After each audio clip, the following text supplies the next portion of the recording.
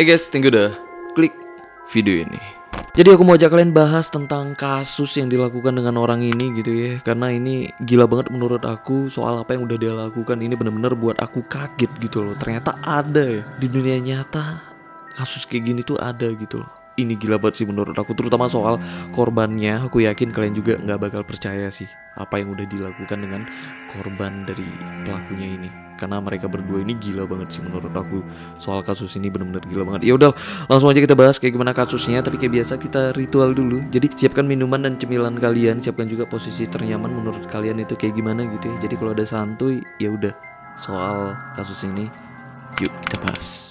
Di tahun 2001 kasusnya Ermin Meiwes ini ya, ini berhasil ngebuat orang di negaranya ini benar-benar geger gitu loh. Tepatnya di Jerman gitu ya, benar-benar kaget dengan apa yang udah dia lakukan gitu loh. Karena semuanya berawal dari rasa penasarannya yang tinggi banget soal gimana rasa daging manusia. Dan yang seremnya gitu ya dari kasus ini soal korbannya gitu loh. Terutama soal apa yang udah dilakukan dengan korbannya yang menurut aku ya. Karena ini kasus ini benar-benar nggak normal yang aku berpikir. Di dunia nyata kayaknya nggak ada nih kasus ini, dan ternyata ini benar-benar terjadi di dunia nyata. Nah tapi soal itu nanti aku jelasin secara bertahap gitu ya. Karena awalnya aku pengen ngejelasin dulu nih kisah masa lalunya Ermin ini. Karena semuanya apa yang udah dia lakukan gitu ya, semuanya bermula dari masa lalu dia yang kelam.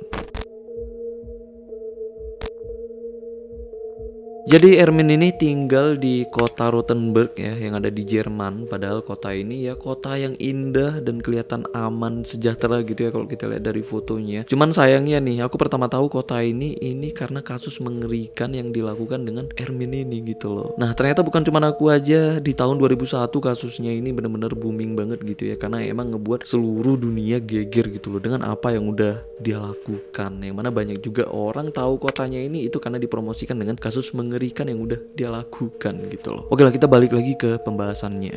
Nah jadi sejak kecil Ermin ini tinggal dengan bapak dan ibunya gitu ya, yang mana keluarga mereka ini ya keluarga yang normal. Jadi sama kayak keluarga pada umumnya yang ada di kotanya gitu ya, keluarga normalnya kayak keluarga di Jerman kayak gitulah. Nggak ada yang mencolok gitu loh dari keluarga mereka kalau tampak keluar. Tapi keluarganya ini sebenarnya keluarga yang cukup bermasalah gitu ya, karena mental dan psikis Ermin ini rusak gitu karena memang dibesarkan di keluarganya gitu loh. Karena Ermin ini tumbuh dalam keadaan kekangan dan juga ketakutan yang luar biasa gitu ya dengan ibunya. Karena saat itu ibunya ini memang tipikal wanita yang super posesif, negatif thinking gitu ya, dan juga paranoid akut. Karena ini ibu dan bapaknya pun ini sering banget bertengkar gitu ya di hadapan Ermin ini, yang mana saat itu usianya ini masih kecil banget gitu loh. Yang akhirnya bapaknya pun itu pergi ninggalin rumah karena memang udah diusir gitu ya dengan ibunya. Yang mana ini kejadiannya saat Ermin ini masih berusia 8 tahun. Jadi dia emang gak gitu ngerti gitu loh dengan permasalahan orang tuanya ini apa tuh saat itu. Dan sejak ini juga Ermin ini tinggal berdua dengan ibunya. Nah jadi kalian bisa tebak gitu ya, ibunya yang seorang paranoid, seorang negative thinking, dan juga orang yang posesif itu kayak gimana gitu ya. Jadinya ya semua pelampiasan ibunya itu dia tuangkan tuh ke Ermin ini, yang mana saat itu Ermin ini masih kecil gitu loh. Jadi saat itu Ermin ini dididik dengan ibunya itu dalam keadaan tekanan dan kekangan yang super gak enak banget pastinya gitu ya kalau dirasakan dengan anak seusia dia gitu loh. Karena saat itu dia ini emang gak bisa melakukan apapun yang dia suka. Itu mungkin kayak explore gitu ya dengan sesuatu yang dia suka, main dengan teman-temannya, semuanya itu cuman ya khayalan atau impian untuk dia tuh saat itu. Jadi dia ini emang gak ngerasain selayaknya kayak dirasain anak-anak seusianya. Jadi di rumah dia ini selalu dimarahin dengan ibunya, dibentak dengan ibunya, bahkan dipukul tuh dengan ibunya. Ya cuman karena salah dikit aja gitu loh. Jadi di rumah dia ini pun selalu takut mau melakukan apapun gitu ya, karena selalu merasa takut salah gitu loh. Karena salah dikit aja ya dipukul habis-habisan. Karena ini Ermin ini selalu ngerasa ketakutan gitu ya, dan juga selalu ngerasa sendirian. Maksudnya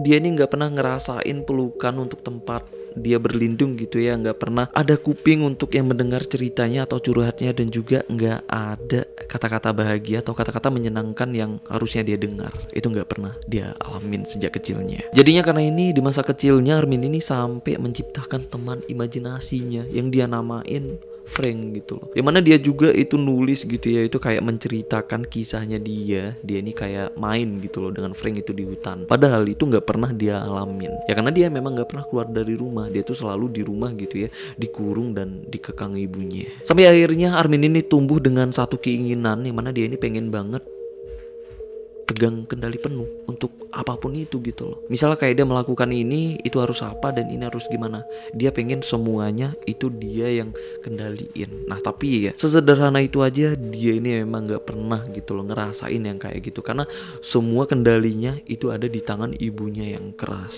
Jadi karena pengen pegang kendali penuh inilah dia ini meluapkannya itu dengan menulis cerita gitu loh. Yang mana cerita yang dia tulis itu kayak main-main gitu ya dengan Frank, teman imajinasinya yang sebenarnya nggak pernah dia alamin gitu, atau itu sebenarnya nggak pernah ada gitu ya. Dan di masa remajanya ini juga Armin ini mulai sering nih baca-baca novel, yang mana di antara semua kisah yang dia baca, dia ini tertarik dengan satu kisah yaitu kanibal. Karena di situ dia heran gitu ya dengan ya manusia yang memakan manusia. Nah dari kaget dan heran ini itu berujung penasaran.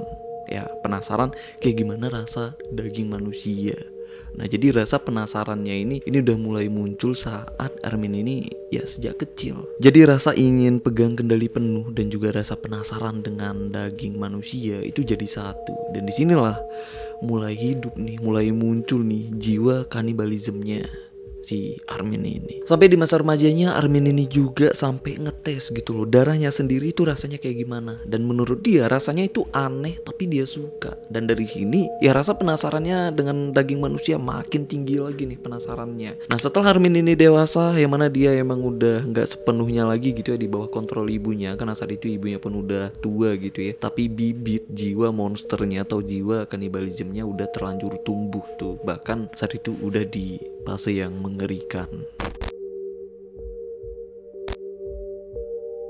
Terus di tahun 1999 ibunya ini meninggal dunia gitu ya karena serangan jantung. Dan sejak ibunya meninggal, Armin ini tinggal sendirian nih di rumahnya. Dan sejak itu juga Armin ini mulai bisa nih pegang kendali penuh untuk apapun yang pengen dia lakukan. Karena ya dia ini memang udah tinggal sendiri kan di rumahnya. Dan juga dia ini mulai mencahin rasa penasarannya, terutama soal rasa daging manusia itu kayak gimana. Karena sejak ini Armin ini sering banget menceritakan di diary-nya gitu ya soal fantasinya dengan daging manusia itu kayak gimana. Itu udah parah banget gitu loh, karena semuanya memang dia ceritakan di diary-nya. Bahkan bukan cuman sebatas fantasi aja, tapi soal rasa daging manusia ya, ini udah jadi fetisnya dia gitu loh. Nah jadi ini untuk memenuhi ya hasrat seksualnya. Makanya nih di sini ya Armin ini memang udah parah banget nih. Memang udah ada di fase yang akut gitu ya soal kanibalisme. Jadi soal fetis kan ini cara orang gitu ya untuk memuaskan hasrat seksualnya gitu loh. Misalnya orang yang fetisnya normal itu ya untuk memuaskan hasrat seksualnya itu yang melakukan anu-anu gitu ya dengan lawan jenis. Tapi ada juga nih kelainan fetis itu kayak nekrofilia gitu ya, yang mana itu orang cara memuaskan hasrat seksualnya itu kayak anu-anuan dengan mayat. Ini beneran ada gitu loh. Dan ada juga orang yang memenuhi rasa seksualnya itu ya anu-anuan dengan hewan gitu loh. Itu beneran ada, yang mana itu emang dianggap sebagai kelainan fetis gitu ya. Nah sedangkan Armin ini kelainan fetisnya itu memakan daging manusia, terutama bagian pisang laki-laki gitu loh. Ini sih kelainan fetisnya, yang mana dia kalau makan daging manusia terutama bagian pisang lelaki gitu ya, itu bukan untuk memenuhi rasa laparnya, tapi memenuhi hasrat seksualnya. Gila banget gak? Aku nilu sih. Gila sih kalian kok gak nilu gitu ya dengar cerita kayak gini.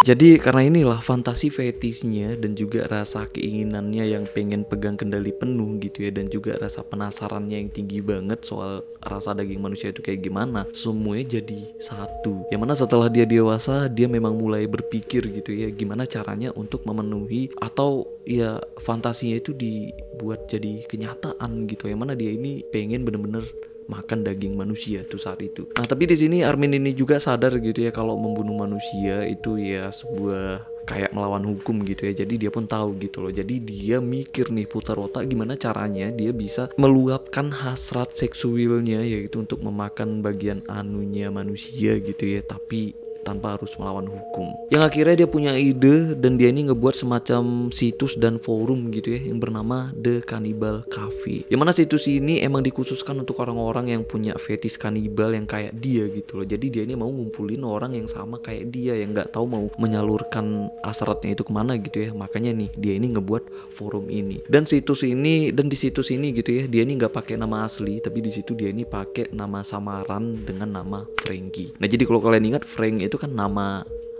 teman imajinasinya kan. Nah, ternyata dari kecil sampai dia dewasa, ternyata sosok Frank teman imajinasinya itu masih ada gitu loh di fantasinya. Di situsnya secara terang-terangan Armin ini memang ngumumin gitu loh, kalau dia itu sedang nyari laki-laki yang berusia 18 sampai 25 tahun yang bertubuh normal, yang tujuannya ya untuk dia sembelih dan dia makan tuh dagingnya. Yang mana ini memang dia umumin secara frontal gitu ya. Nah, jadi dia ini bener-bener minta untuk siapapun yang mau dimakan ya untuk datengin alamatnya, karena dia pun itu udah mencantumkan alamatnya tuh di situsnya. Ya barangkali ada yang mau datang gitu kan, barangkali ada yang mau tertarik ya, itu bisa langsung datengin alamatnya dan nemuin si Armin ini.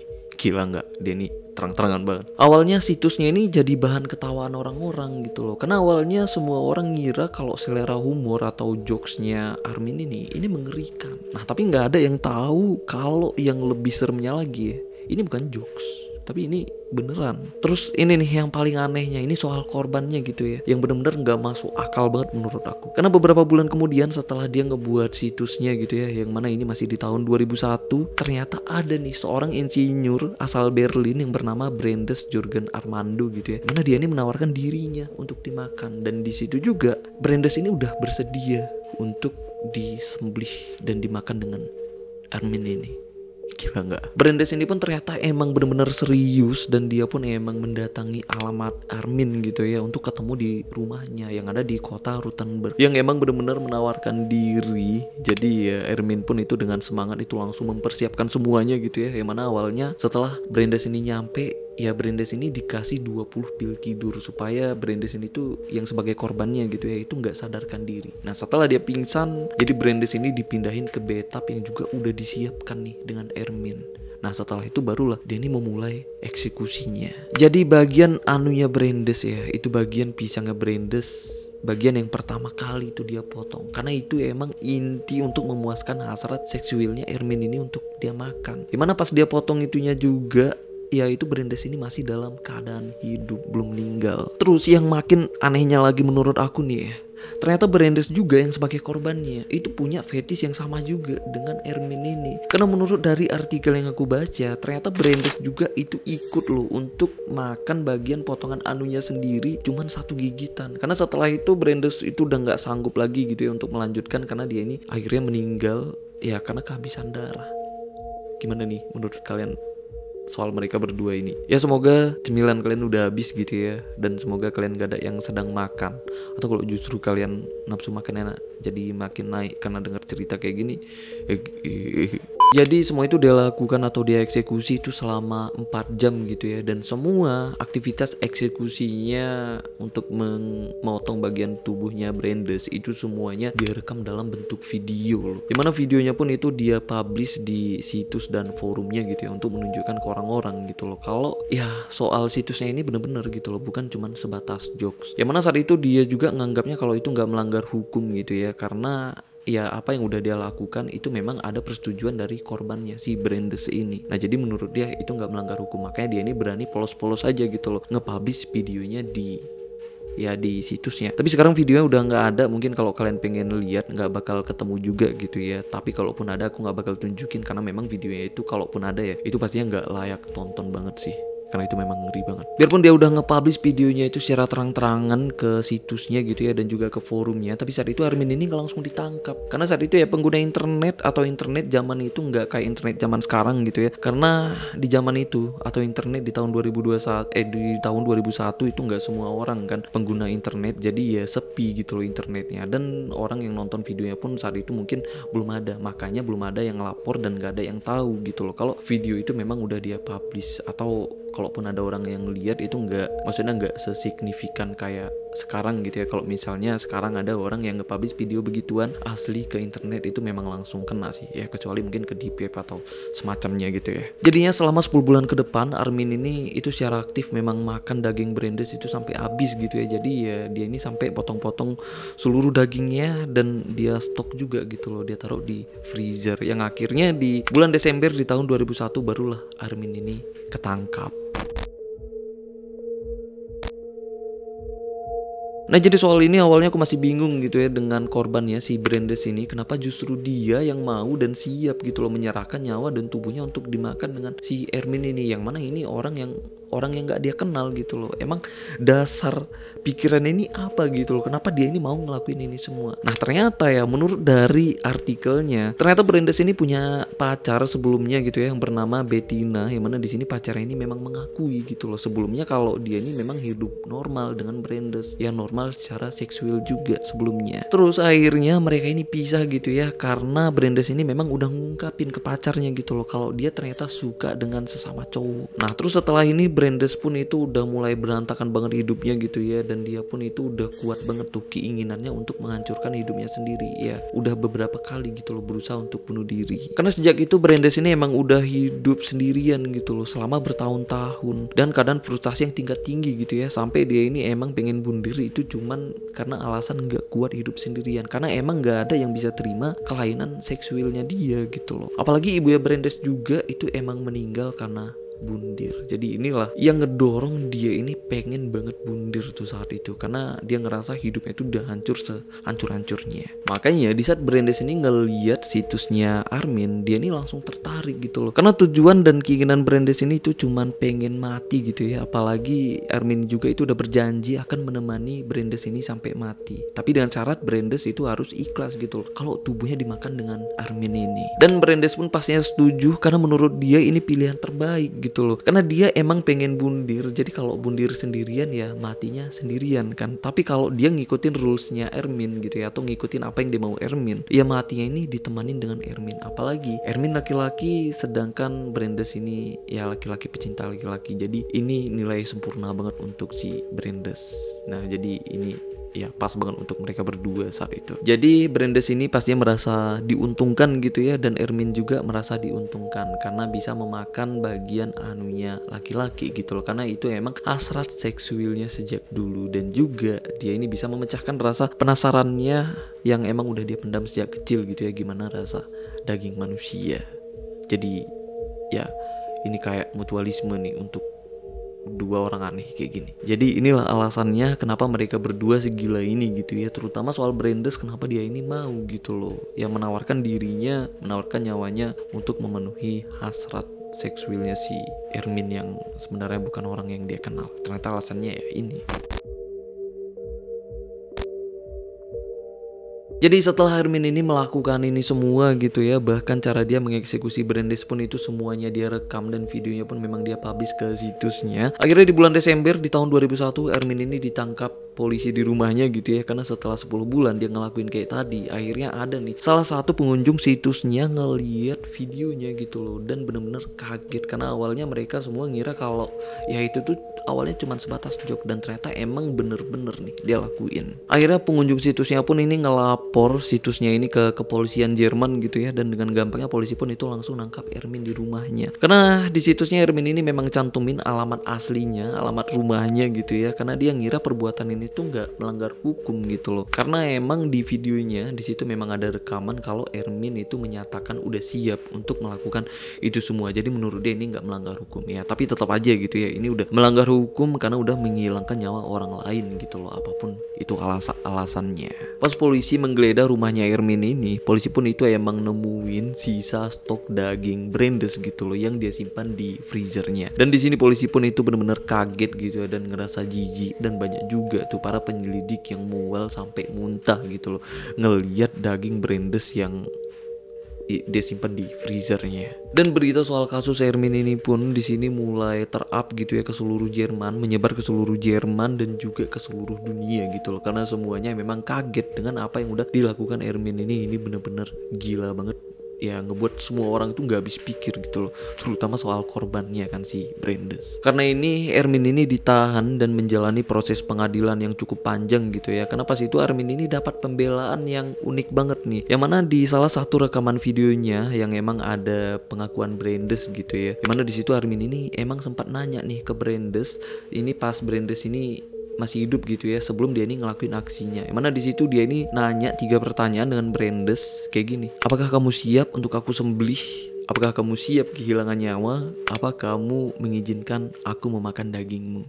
Dan semua itu dijawab dengan Brandes, dan Brandes pun emang menyetujui semua permintaan dari Ermin ini dengan keadaan tanpa tekanan apapun. Bahkan polisi juga udah meriksa percakapan mereka berdua gitu ya di chat online saat itu, yang mana di situ ya emang bener gitu loh kalau Brandes emang menyerahkan dirinya dengan tulus nih ke Ermin. Mana saat itu Jerman juga kesulitan gitu ya untuk ngasih hukuman ke si Ermin ini, karena saat itu hukum di Jerman itu masih belum ada gitu loh yang ngatur soal kanibalisme. Makanya nih pengadilan di sana agak dikit kesulitan gitu ya jatuhi hukuman apa nih untuk si Ermin ini saat itu. Akhirnya setelah beberapa kali menjalani persidangan gitu ya selama beberapa tahun juga, akhirnya nih di tahun 2006 dia ini dijatuhi hukuman seumur hidup gitu loh, dengan tuduhan karena udah menghilangkan nyawa orang lain. Jadi soal kanibalismenya itu nggak bisa diadilin gitu ya, karena di sana memang nggak ada hukumnya yang ngatur soal itu. Di persidangan biasanya pelaku yang dijatuhi hukuman setelah itu biasanya ya pelakunya ini diizinkan gitu kan untuk mengungkapkan apapun dia ungkapkan. Nah di sini Ermin ini pertama kali mengakui kesalahannya gitu ya, dan dia juga menyatakan kalau dia ini menyesal gitu loh dengan apa yang udah dia lakukan. Terus dia juga di sini ngakuin kalau fantasi kayak gini itu emang udah jadi fantasi dia sejak kecil, bahkan sejak dia ini berusia 12 tahun gitu loh. Yang akhirnya fantasi mengerikannya ini itu bisa dia wujudkan jadi kenyataan. Terus di persidangannya dia juga ngungkapin kalau di Jerman itu udah mulai muncul tuh situs-situs lain yang kayak dia yang minta korban untuk menyerahkan diri. Nah terus di sini Ermin juga itu ngasih pesan gitu ya untuk orang-orang yang kayak dia,